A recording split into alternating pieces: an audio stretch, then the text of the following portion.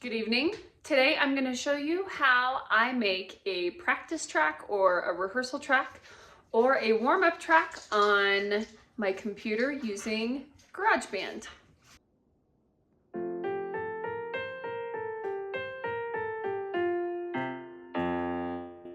The first step is obviously navigating the carnage that Kona Dog has so graciously left.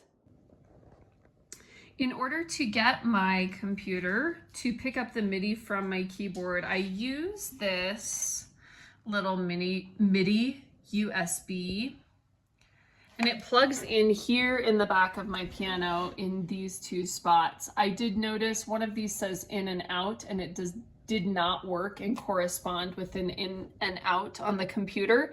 So I had to play with it to problem solve that a little bit. And then my computer now no longer has a USB, so I had to get the converter. I've plugged my computer in to my USB, and then I get started opening up GarageBand. So here we're opening GarageBand, and we choose to start a new project. And because we plugged in the MIDI, we go ahead and make sure that MIDI is selected. And from here, you'll notice that the instrument is some digital piano that I'm not super interested in, so I switch it to the Steinway. I tend to like to switch it to a slower tempo where I can then adjust it later if I want to. I then go click on the record button and it counts me in. Now there's no audio sound here because I did not have the computer set to share my audio, but you can see as I'm playing the warm-up that you heard in the beginning, you can see the MIDI showing up on the screen as it goes.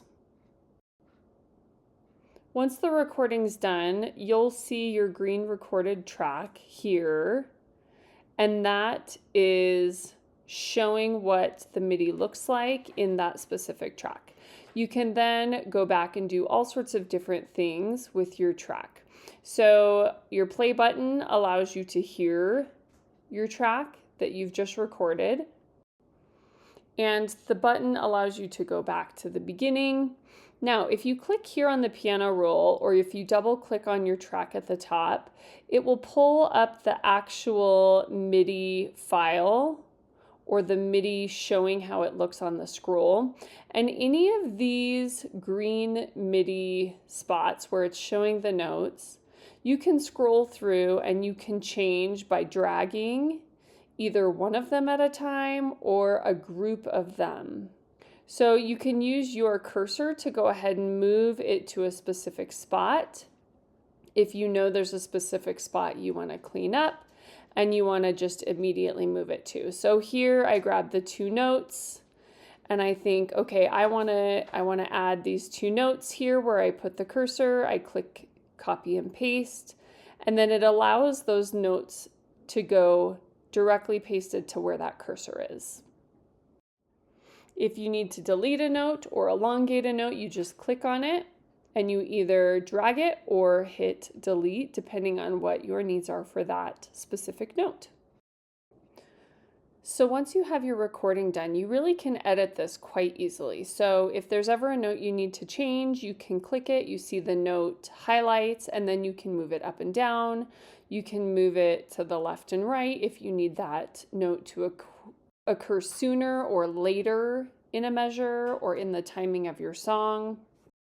If you hit Control A, all of those notes highlight, and then if you want to change the key of your song or again change the placement and timing, you can easily do that by dragging all of them at the same time. A simple click turns that off. Also, if you want, you can use the cue here. That lines up the imperfections of timing that the human ear or player might have. You might have noticed when I clicked that, it lined them up within the nearest eighth note, and that helps really clean up the timing and make that tempo really precise. Now, you can come over to the left when you click on it and you can easily change the instrumentation in which the MIDI is playing. I quickly changed it to clarinet. It was a really obnoxious sound to hear the warm-up in the clarinet, so I changed it back to the piano. If you right-click on your track, you can get a second track to duplicate. You can start over with the MIDI and choose all the settings, or you can simply duplicate it.